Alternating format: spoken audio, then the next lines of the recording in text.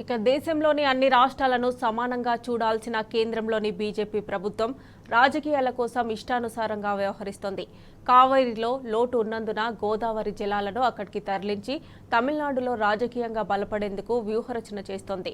తెలుగు రాష్ట్రాల నోరు కొట్టి ఇచ్చంపల్లి నుంచి గోదావరి జలాలను కృష్ణా, పెన్నా మీదుగా కావేరికి తరలించే భారీ కుట్రకు తెరలేపింది.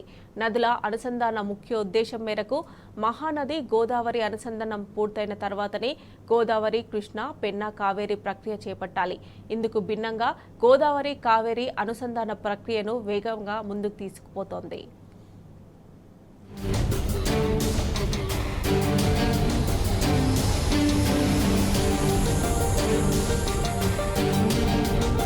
దేశంలోని అన్ని రాష్ట్రాలను సమానంగా చూడాల్సిన కేంద్రంలోని బీజేపీ ప్రభుత్వం రాజకీయాల కోసం ఇష్టానుసారంగా వ్యవహరిస్తున్నది. కావేరీలో లోటు ఉన్నందున గోదావరి జలాలను అక్కడికి తరలించి తమిళనాడులో రాజకీయంగా బలపడేందుకు వ్యూహరచన చేస్తోంది. తెలుగు రాష్ట్రాల నోరు కొట్టి ఇచ్చంపల్లి నుంచి గోదావరి జలాలను కృష్ణా, పెన్నా మీదుగా కావేరీకి తరలించే భారీ కుట్రకు తెరలేపింది. నదుల అనుసంధానం ముఖ్యోద్దేశం మేరకు మహానది గోదావరి అనుసంధానం పూర్తయిన తర్వాతనే గోదావరి, కృష్ణా, పెన్నా, కావేరి ప్రక్రియ చేపట్టాలి.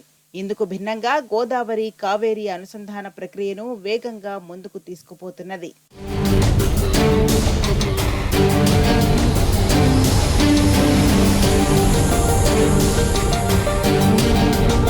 6 దశాబ్దాల పాటు కృష్ణా జలాల్లో తీరని అన్యాయానికి గురైన తెలంగాణకు ఇటు గోదావరి జలాల్లోనూ శాశ్వత విఘాతం కలిగించే కుట్రకు తెరలేపింది. 9.5 పాటు కృష్ణా జలాల్లో న్యాయమైన వాటా తేల్చకుండా కాలయాపన చేసిన కేంద్రంలోని బీజేపీ ప్రభుత్వం మరో కుతంత్రం చేస్తున్నది. తెలంగాణ గడ్డ మీద నుంచి ఈ ప్రాంతానికి దక్కాల్సిన గోదావరి జలాలను ఏకంగా తమిళనాడుకు తరలించేందుకు సిద్ధమైంది.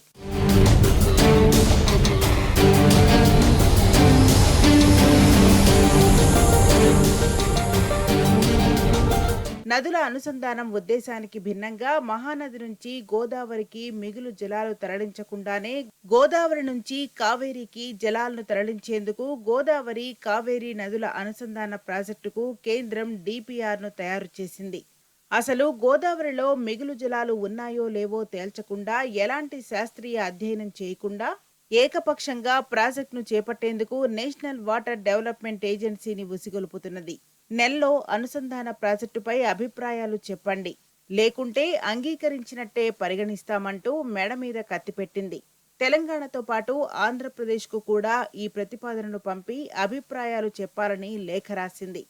అసలే పోరాడి తెచ్చుకున్న తెలంగాణలో ఇప్పుడిప్పుడే రైతాంగం కోలుకుంటున్న సమయంలో కేంద్రంలోని బీజేపీ జలఖడ్గంతో తెలంగాణను కోలుకోని దెబ్బతీసేందుకు సైతం వెనకంజ వేయటం లేదు.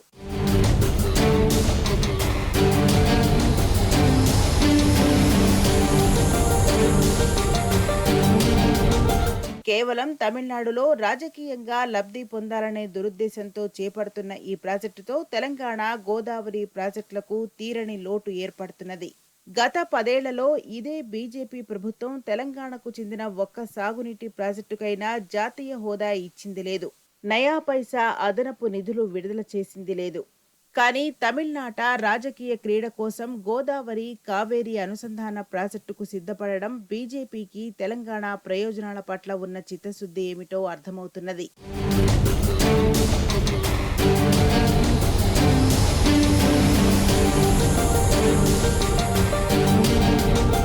వాస్తవానికి గోదావరి మిగులు జలాలను కావేరికి తరలించాలనేది ప్రధాన ఉద్దేశం కాదు.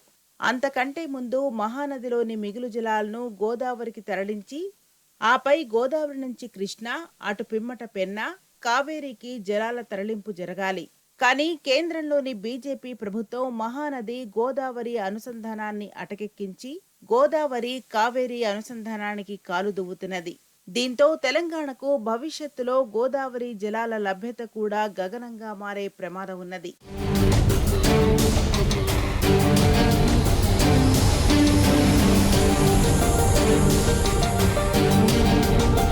నదుల అనుసంధానాన్ని భుజాన వేసుకున్న ఎన్డబ్ల్యూడీఏ దగ్గర ఈ క్షణం వరకు మిగులు జలాలపై శాస్త్రీయ లెక్కలు లేవు. 1995లో ఎన్డబ్ల్యూడీఏ విడుదల చేసిన ఒక పుస్తకంలో ఎస్ఆర్ఎస్పీ నుంచి ఇచ్చంపల్లి వరకు మాత్రమే ఒక పార్టుగా తీసుకొని మిగులు జలాలు ఉన్నాయనే నిర్ధారణకు వచ్చింది. తర్వాత మహారాష్ట్ర ఎన్నో ప్రాజెక్టులు నిర్మించింది. తెలంగాణకు హక్కుగా ఉన్న సుమారు 957 టీఎంసీల గోదావరి జలాల్లో ఆశాజనకమైన వినియోగం కాళేశ్వరం ప్రాజెక్టు అందుబాటులోకి వచ్చిన తర్వాతనే జరుగుతున్నది. పైగా గతంలో కంటే ఇప్పుడు గోదావరిలో అందుబాటులో ఉన్న నీళ్లు గణనీయంగా తగ్గాయి. ఇవన్నీ పరిగణలోకి తీసుకోకుండా ఎన్‌డబ్ల్యూడీఏ చెబుతున్న పాత లెక్కలన్నీ తప్పుల తడక అనేది అక్షర సత్యం.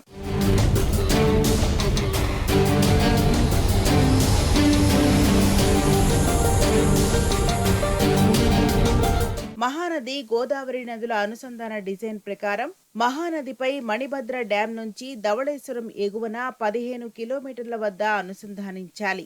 కానీ డ్యాం నిర్మాణం వల్ల ఒడిశాలో ఏకంగా 59,400 హెక్టార్లు ముంపునకు గురవుతున్నందున ఒడిశా తీవ్రంగా వ్యతిరేకిస్తున్నది. దీంతో మణిభద్ర డ్యాం కాకుండా బర్మూల్ వద్ద మణిభద్రకు 14 కిలోమీటర్ల ఎగువన డ్యాంను నిర్మించి అక్కడి నుంచి ధవళేశ్వరం ఎగువన 15 కిలోమీటర్ల వద్ద అనుసంధానించాలని డిజైన్ సవరించారు. దీని తర్వాత జరిగిన సమావేశాల్లో మరింత లోతుగా చర్చ జరిపి ధవళేశ్వరం వద్ద అనుసంధానించడం వల్ల సముద్రంలోకి ఎక్కువగా గోదావరి జలాలు పోవడం మినహా పెద్దగా వినియోగం ఉండదనే అభిప్రాయానికి వచ్చారు. అలా కాకుండా మహానది నుంచి ధవళేశ్వరానికి బదులుగా ఇచ్చంపల్లికి తరలిస్తే ఎలా ఉంటుందనే ప్రతిపాదనపై రూర్కీ నేషనల్ ఇన్స్టిట్యూట్ ఆఫ్ హైడ్రాలజీతో అధ్యయనం చేయించారు. అనంతరం జరిగిన సమావేశంలో మహానది నుంచి 324.28 టీఎంసీలను అనుసంధానం ద్వారా తరలించి ఎన్రూట్ అవసరాలు తీరిన తర్వాత గోదావరి నదిలోకి సుమారు 142.89 టీఎంసీను తరలిస్తామని ఎన్‌డబ్ల్యూడీఏ చెప్పింది. కాగా మహానదిలో మిగులు జలాలే లేవని ఒడిశా జలవనరుల శాఖ సీఈ పవర్ పాయింట్ ప్రెజెంటేషన్ ద్వారా వాదించారు. దీంతో మోదీ సర్కార్ ఆ ప్రక్రియను పక్కన పెట్టింది.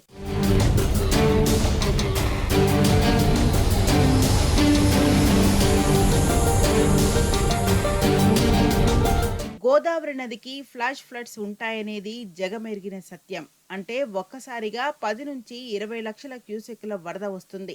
2-3 రోజుల్లోనే అది 4-5 లక్షలకు, ఆపై అంతకంటే తక్కువకు పడిపోతుంది. ఏడాదిలో అత్యధిక కాలం జలాలను ఎత్తిపోయడమే తెలంగాణకు శరణ్యం. అందుకే కేసీఆర్ ప్రభుత్వం కాళేశ్వరం ఎత్తిపోతల పథకం ద్వారా ప్రాణహిత జలాలను దాదాపు ఏడాది పొడవునా ఎత్తిపోసేందుకు డిజైన్ చేసింది. నిండు వేసవిలోనూ నీటిని ఎత్తిపోసి కళ్ల ముందు చూపించింది. కానీ ఈ ఏడాది కాంగ్రెస్ ప్రభుత్వం కాళేశ్వరం ప్రాజెక్టును విస్మరించడంతో 2,822.52 టీఎంసీల గోదావరి జలాలు సముద్రంలో కలిసి బేసిన్లోని లక్షలాది ఎకరాల్లో పంటలు ఎండిపోయాయి. బోర్లు ఒట్టిపోయి తాగునీటికి జనం అల్లాడుతున్నారు.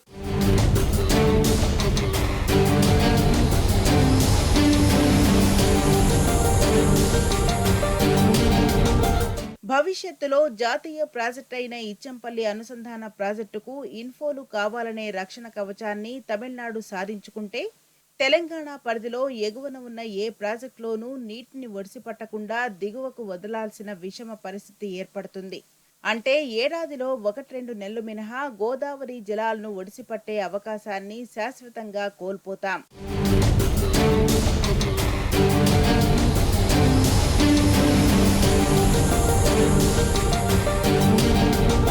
గోదావరిపై తెలంగాణ కట్టుకున్న ప్రాజెక్టుల్లో ఎస్ఆర్ఎస్పీ నుంచి మేడిగడ్డ వరకు ప్రాణహితనే జీవనాధారం.